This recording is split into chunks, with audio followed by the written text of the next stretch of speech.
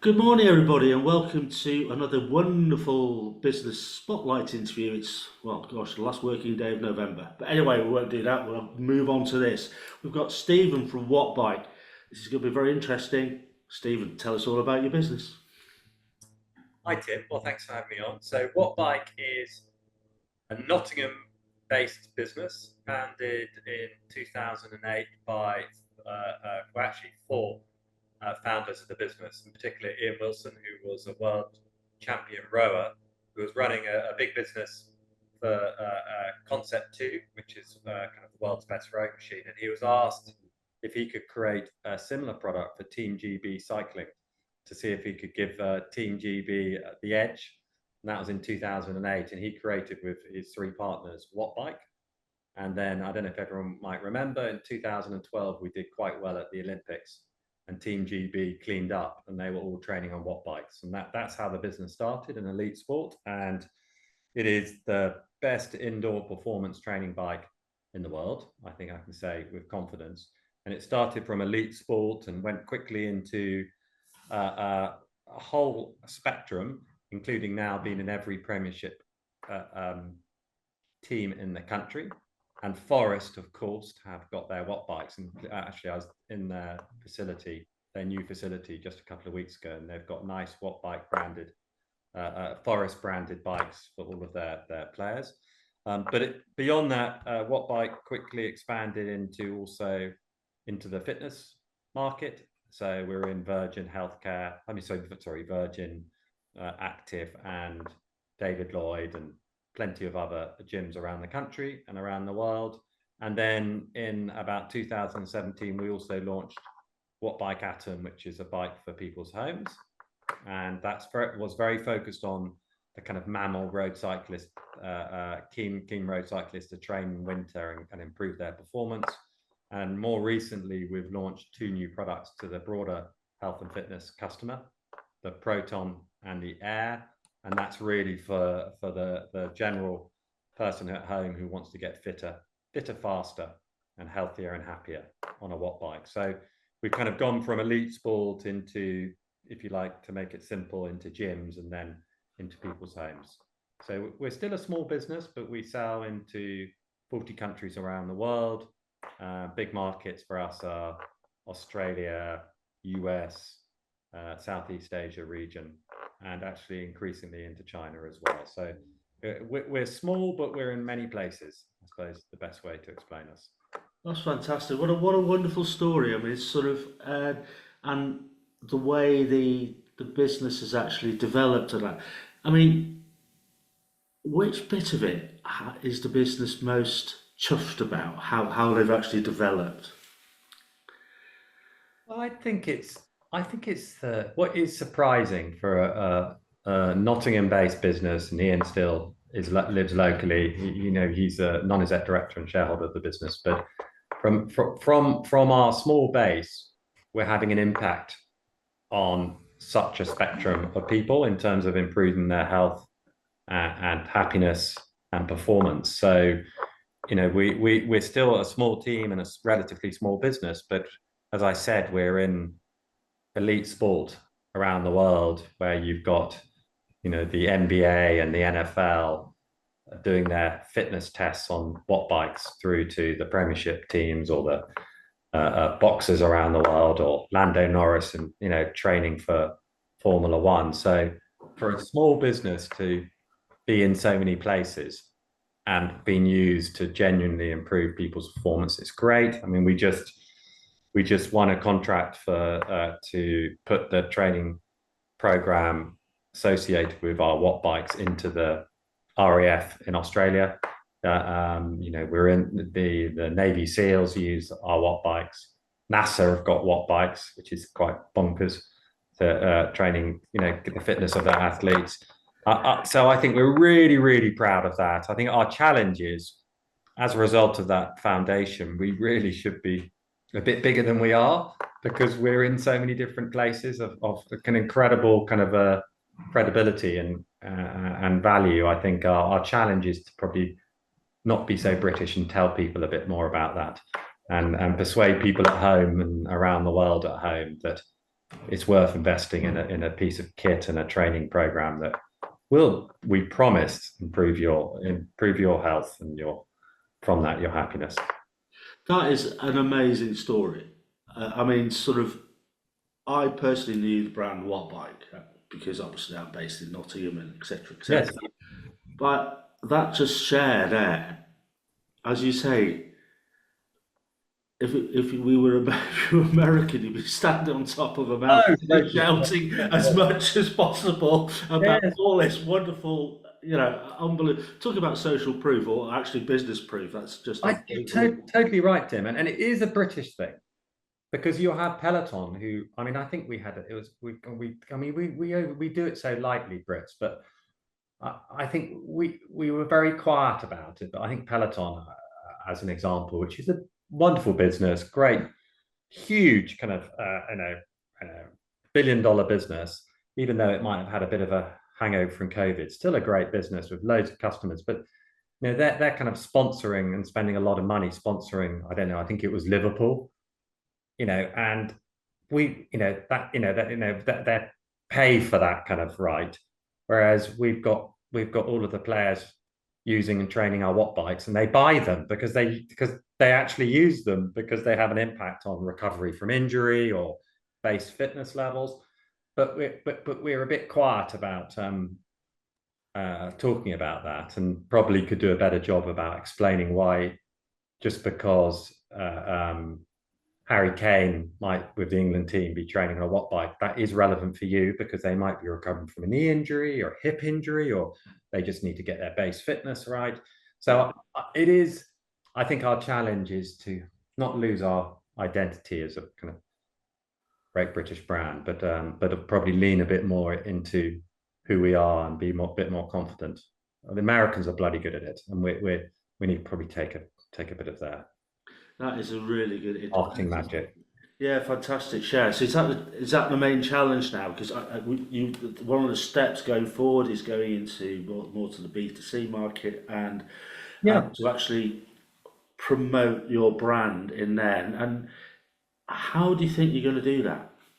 Well, whatever happens, you can't rest on the legacy of where you've been in the past. So developing the bike and our training platform. So when someone, whether it's an elite athlete or someone like me at home, might want to invest in a watt bike, they get the bike, but actually the magic is the training platform that comes with the bike, where you can test your baseline fitness and develop the right program for you. Uh-huh. Whatever level of fitness you've got, or whether you've got an injury, we've got a training program called the Wattbike Hub, which is an app, and that's free. So we don't charge you for that, and versus other platforms where they have a subscription. With that, you then have a program to improve your whatever your goal might be, which could be about fitness, performance, health, recovery from injury. So that is our foundation, and our challenge is in the UK. We've got a certain amount of presence, not just because of elite, but we're in 3,000 gyms. Yeah. If you went to Virgin Active in Nottingham, you'll find 4 watt bikes that look a bit. They've been there a while, and they are used incredibly. In fact, I went to look at the Nottingham Virgin gym. By 9 o'clock, 3 out of the 4 bikes had already been used for 2 hours each. Wow. So they're very, that is a wonderful platform to introduce people to watt bike, and then they might try them in the Virgin gym and decide, you know what, I want a watt bike for my home because it's great for me and great maybe for my family or whoever else might at home be relevant for it. Internationally, if we're in 3,000 gyms, we're only in 500, maybe 1,000 gyms around the world. And even if you took America alone, there are, we're in 3,000 out of 10,000 gyms in the UK. We're in 100 out of 30,000 in the States. Yeah. We're in 50 out of 30,000 in Germany. I was in Beijing a couple of weeks ago. There is 70, 80,000 gyms in China, and we're in about 5. So getting gym penetration with our new product helping us is key. In fact, we just appointed a new commercial sales director to support our talented commercial team, and then developing our home product. So it's not just about performance, kind of sport and cycling.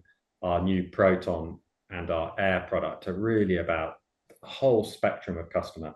The Proton in particular could be for the mum and the dad and the teenager. It could be for the cyclist, the runner, the keen weekend footballer. So we're trying to expand both our penetration in gyms around the world, but also expand our product portfolio so it reflects the breadth of the number of people who could benefit from a Wattbike and enjoying it. Because when people have Wattbikes and use them, whether it's in the gym or they have them at home, people love them. I mean, none of these elite teams or universities or the British Army would have Wattbikes if they weren't useful. And likewise, people who get them at home, it becomes a very positive impact on their lives. So our challenge is really to expand internationally through gyms and also innovate with the product to get it so it's more accessible. The Proton, for example, versus the Atom is easier for multi-users to use the bike. You can change the position. Right. A bit less intimidating. It's got all the technology, but we've simplified it so you don't feel like it's too performance driven for you. It could fit the whole range of people in your house. Fantastic. Well, that's really interesting. So you've been with Wattbike for, I think, about 18 months or so. Yeah, not long. I'm still learning. Yeah, still learning, and you've had a business journey before that. So what's been your biggest learnings in business? Well, it's a really good question. I've always been in product businesses, and so manufactured product, and normally quite premium, whether it's a bottle of whiskey or because I started in the drinks business, or a Wattbike. And for me, I still think always the foundation of being successful is the quality of your product and the quality of your customer experience. And so you're always going to have some issues with, technically developed product, so developing your product continuously is very important, but also how you respond and treat your customers. So I've kind of increased my obsession with kind of metrics around customer service and how do you drive that culture across the business where, I'm a bloody difficult customer when I get on the telephone myself. I'm demanding, but just trying to always have that culture where the customer is king as much as possible. Doesn't mean you're a pushover, but really care about your customers because they're your foundation. And still today, we just did a survey. How do people find out about Wattbike? It's because they're told by a friend. So every time you delight the customer, and sometimes you delight them on sorting out problems, not just giving them a great product, you've got an opportunity to grow your business. So I think kind of product and customer service in the areas I've worked in is so important. Before Wattbike, I was at Brompton, and that was treated really, really seriously. And the importance of, I've really found in the last 2 roles I've had, and now as a CEO in this role, previously I was just a chief commercial officer, focus on the people and culture in the business. And that's been a real focus and highlight for me in the last 18 months, particularly in an SME, small business. And I've spoken to quite a lot of people about this. In fact, I had a good conversation with one of the is a chairman of Gymshark, actually, Paul Richardson. He's no longer, but very, very, very, very established and successful businessman. And it was resonating that getting the culture and right in the business and recruiting people that fit the culture is absolutely critical, particularly in a small business. And having that right culture and people with the right energy and commitment to the business can trump particular skills or expertise. It's amazing if the team are going in the same direction, feel motivated, feel empowered, that you can overcome obstacles and you can make things happen which you didn't realize you could. Whereas you could have individuals who are quite brilliant in what they do, but actually, if they're not joined up and they're not committed, they'll give you a 3 out of 10 rather than those, like, maybe I kind of put myself in this bracket in terms of, I'm not going to be the most skilled in areas, but I kind of push myself with the kind of passion and energy to try and get things to happen. So I think I take that across the way we kind of manage the business. So for me, it's been a real focus on people and culture, and we're not getting it. It'll never be right, but that importance, and in my previous company at Brompton, that was such a strength of Will, the CEO, and I saw the benefits of the business. In my time, I was only there for 8 years, but it's been that business has grown incredibly. Yeah. And I think the people and culture, as well as the product, are the two defining factors of success. So yeah. Fantastic. That is a great share and great learning for everybody. That's absolutely brilliant. Final question. What is the best advice you'd give to an 18-year-old you? 18-year-old me. So going back in time or in today's world? Up to you. Well, um, it would tie in. I would anticipate what's going to happen in the next 10 years and don't look at what has been required in the past to be successful. And I say that because I asked the question about the future, because I've got teenagers. So I've got a 17-year-old and a 15-year-old. And obviously, like me, they have no bloody idea what they're going to do.